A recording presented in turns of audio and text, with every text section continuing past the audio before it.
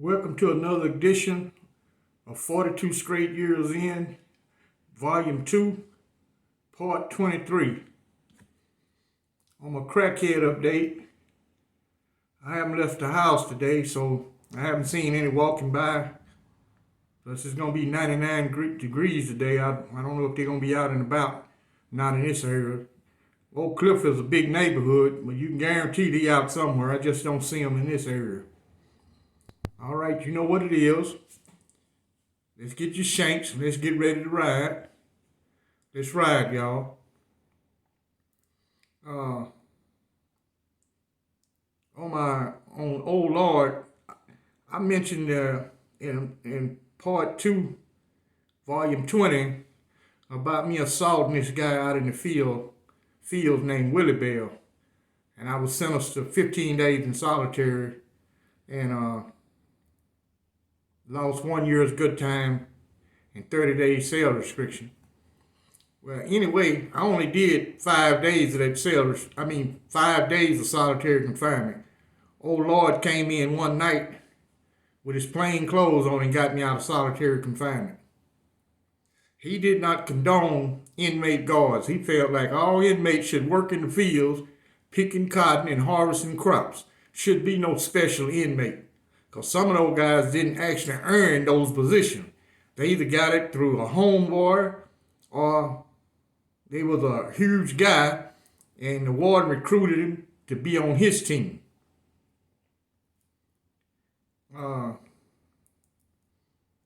What's broken can be mended. What hurts can be healed. And no matter how dark it gets, the sun is going to rise again. So no matter how bleak your situation, it's always a possibility or a probability that it may change. And you got to cling on to that if you're in one of those positions. All you can do is expect the worst and hope for the best. This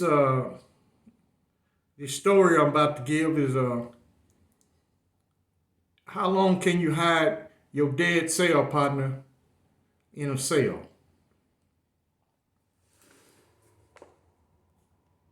If things were a little too quiet in a particular cell in the Texas prison, the guards didn't notice.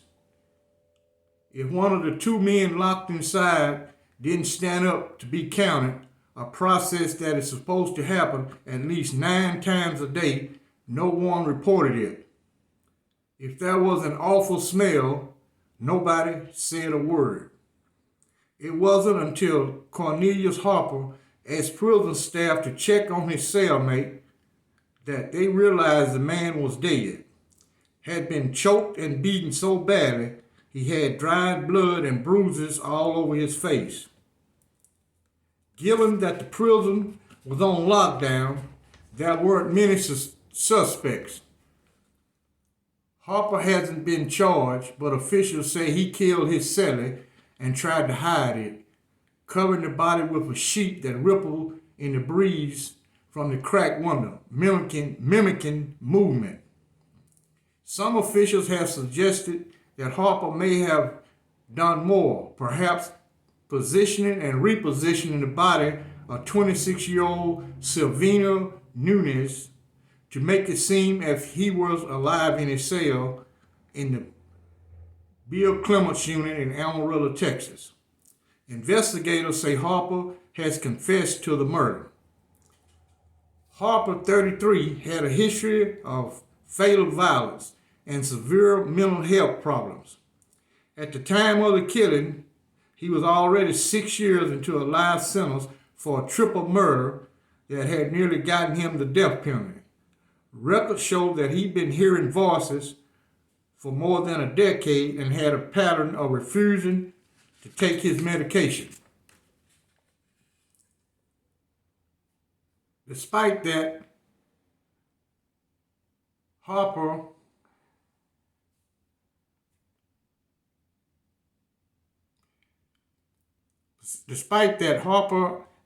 and other prisoners during the pandemic are locked 24 hours a day in an 8 by 11 cell with Nunes, who was serving a 10-year sentence for stabbing his mother.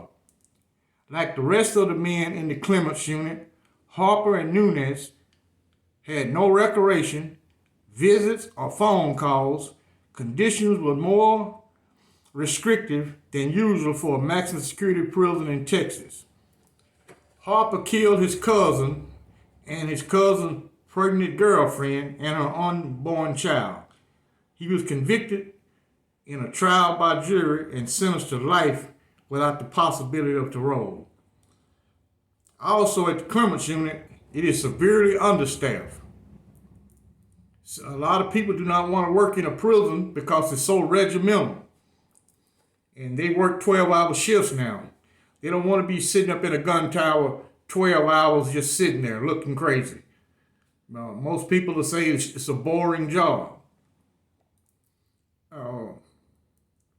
Number one, Harper and Nunes should never been cell partners. That shows me if they're cell partners, they was not minimum custody. They were medium or close custody. Because Harper is a G3 offender. G3 means you has over 50 years and you haven't served 10 years on that sentence. You are classified as a G3. And Nunes only had a 10-year sentence. But if you lose your custody, you're a G3 and you go to medium, you will be housed with a G2 offender. So that's how they became cell partners. That's one of the key things in prison is you must be able to get along with your cell partner. Depends on your custody level, you and that guy going to spend a lot of time in that cell. Now, if you minimum custody, it's day room all day long. They go to an outside rec three times a day. So it's some separation. He might have a job, you go to school, or vice versa. It's rare you and him will be in the cell together until at night at 11 o'clock rack when you must go to your cell during the weekday and 1 o'clock on the weekends. Now, if you've been doing time alone, you can manipulate a cell move. It's easy to do because you're going to know some official and you can get a cell partner that you're compatible with. Me, myself, since I had a good fucking job, it was easy for me to get a cell partner. And a lot of guys wanted to be my cell partner because I'm never there. I get up early in the morning, I'm gone. You don't see me till 11 or 12 or 1 o'clock in the morning, I'm coming back. I ain't never in the cell. I might come back to the cell to get a pair of tennis shoes or go on the rec yard or get a commissary bag or some small stuff, but I'm never there. I'm never on the cell block. I'm always gone all the time. That's one of the few privileges you have if you got a good job assignment. You can be somewhere alone and just do your time. You ain't got to be locked in a crowded ass loud ass fucking day room. Like I have said in other videos, basically my last 15 years, I started gradually disassociating with all inmate activity. If I did not know you from back in the day, I would not deal with you. Oh, I'll talk to you, but you gonna initiate that conversation. And, Tim Snow at Texas Prison Story did a video on a guy who had to kill a guy at the Telford unit for robbing him of his personal property. Now, the younger inmates, they condone stealing. They call it hustling. You stealing. Back in the day, that didn't happen. Didn't nobody steal nothing. But, a modern warden, he'll say, you should have came told us. He ain't going to do nothing. They always excuse. We ain't got staff. We'll look into it later. Then if you do go tell it, that make you an informer. You are looked at as a snitch. They sure going to attack you then. Everywhere you go, they going to say, hey, this guy's a snitch right here. You just brought some more problems on yourself. I don't condone no stealing. He did the right thing, even though he got the death penalty and was executed.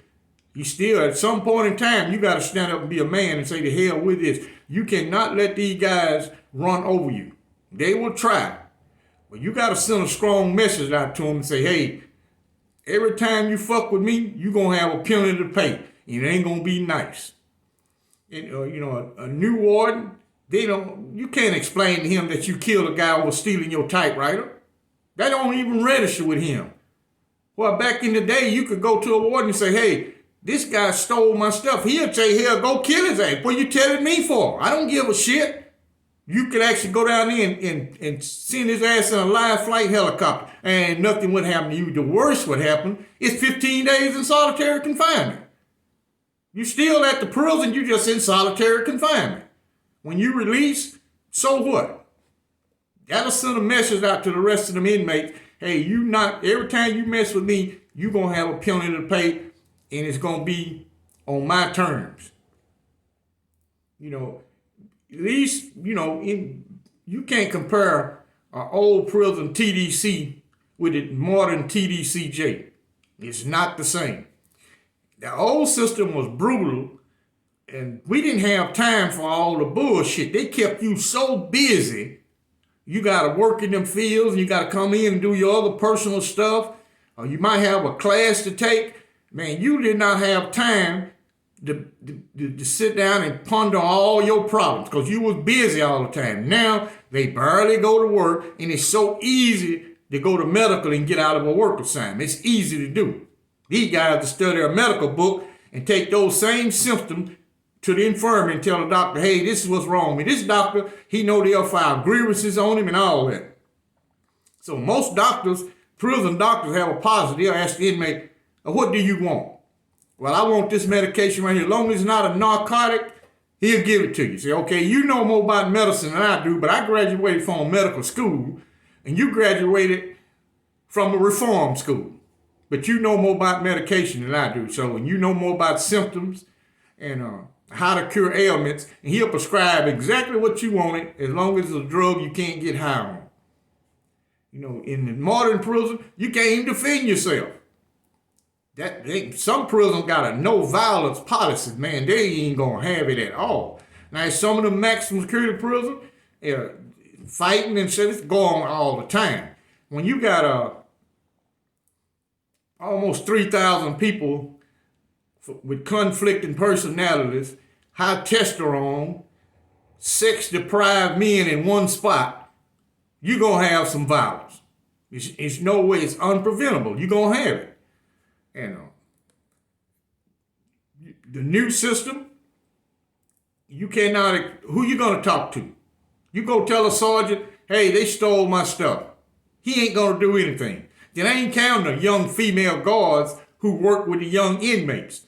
That might be her boyfriend. She opened your cell door. That door is not supposed to be open unless a guard is present. She opened your cell door and allow these guys to steal your stuff. She'll pop the door and sit down in the picket and look the other way. I didn't see that. I don't know how they got that door open. It's a bunch of bullshit going on. I'd prefer the old system to this modern system. Even though we were treated bad, one good thing I liked it, you could defend yourself. So if you allowed a guy back then to run over you, you just a weak, sorry piece of shit. Because you sure didn't have to take his bullshit at all. Inmate guard, you could go to them and say, hey, man, this guy owe me money or whatever. They'll say, shit, break his damn jaw. They didn't care.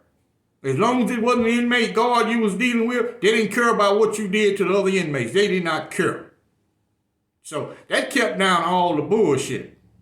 Under the new system, some of them just sell wolf tickets. Maybe he uses size. And you look at this guy, he lifting all these weights on the rec yard, you might actually think he can do all that he's talking about. You'd be surprised what a simple blade will do to his ass. You disembowel his punk ass and let him lay on that floor screaming and stomp the hell out of him and then see what he made out of him. Let his little homeboy see. Now, this is what happens when you fuck with the wrong person. They don't even allow that now. If you break a guy's jaw, you probably gonna get ad said. You definitely going to close custody. No if probability. And closed custody is really worse than they had said. It's supposed to be general population, but you can barely spend money at the commissary. Me, I'd rather be in ad seg than to be in closed custody. At least in ad seg, you can spend $60.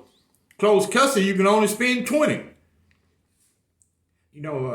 It's bad when you go to prison and all you want to do is get out as fast as possible or just do your own time, no matter what the length of your sentence is. You don't want no bullshit. You don't start it, but likewise, you're not going to run from it. And that's why a lot of guys join the game. I call them all protection rackets. That's all they is to me. If you're a man, you ain't going to need no fucking game. Like I've said before, eagles fly alone. He'll eat a whole flock of pigeons up. He will eat them for lunch. And same policy with those guys, they're just disruptive in a prison. You might wake up one morning and they got the notices on all the doors. Lockdown. You be saying, man, what the hell done happened now? It's been a little gang skirmish over in another part of the prison. Now they lock everybody down. I always hate it when I got to suffer for another person. I strongly believe in take your own licks. If you do something, you take that punishment. That ain't how a penal system works. One fool mess up, everybody suffer. I said in my last video, I'm going to start dealing with a lot of social issues which play a role in incarceration. Anyway, I met this young chick. Me and my old lady was together. And supposedly this is one of her friends or associates. She's 29 years old. She's about an 8. She a good 8. And she said she wanted to meet a guy online to take care of her. I looked at her, I said, man, I asked her, I said, what type of drugs you on? You smoking K2 or something? She said, no, that's how I want it. He take care of me, but we only talk online. We never meet up. I said, you mean you done met a guy that stupid before? She didn't answer that. I told her, I said, hey, your best bet is to stick with Jose, the grass cutter. You better stick with him. Because ain't nobody else going to deal with you, ladies. No one just going to give you their hard-earned money, but they can only talk to you online. I don't think it's no guy. It's a lot of guys that's simps. They're straight simps. They talk a good game about what they do to female. They're straight simps. I was over on Ledbetter at a Gold Star. Guys from Dallas know what it's at. It's right across the street from Sweet George and Brown.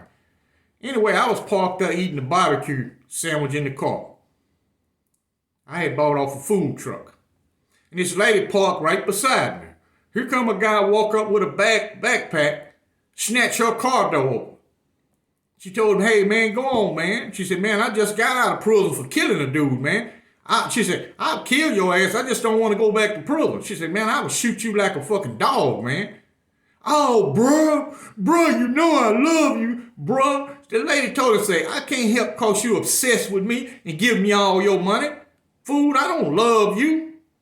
She said, man, I don't even want to deal with you. So he reached in her car and reached for the keys. Finally, she pulled out a 380. I'm sitting in the car. I said, oh, man, it's too late for me to crank up and move. I was scared if she shoot, I'm sitting about 10 feet away from it. She's going to hit me. I said, oh, man, I parked in the wrong spot. So he just kept on, and she shot his ass 3 times. When she did that, I politely drove off. I don't want to witness nothing. I'm not going to give a statement to the police or nothing. But that's pitiful. This woman got to go back to jail behind this stupid, simp-ass fool. He just kept saying, bruh. He don't know how illiterate he sound. This is a woman. You say, bruh. That is not a man you talking to. The life and times of simps. The life and times of damn fools. They don't care about their freedom. They don't even care about their life. Maybe he's in a better place. The local funeral home, they probably can use some more bodies. Well, they definitely got one. They received his ass. Y'all like and subscribe. Enough ranting and raving. And I thank you for watching.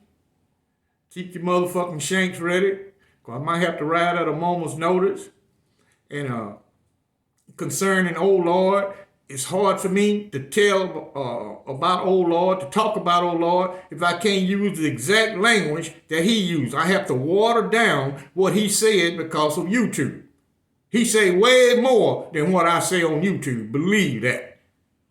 Y'all like and subscribe, and y'all have a good day.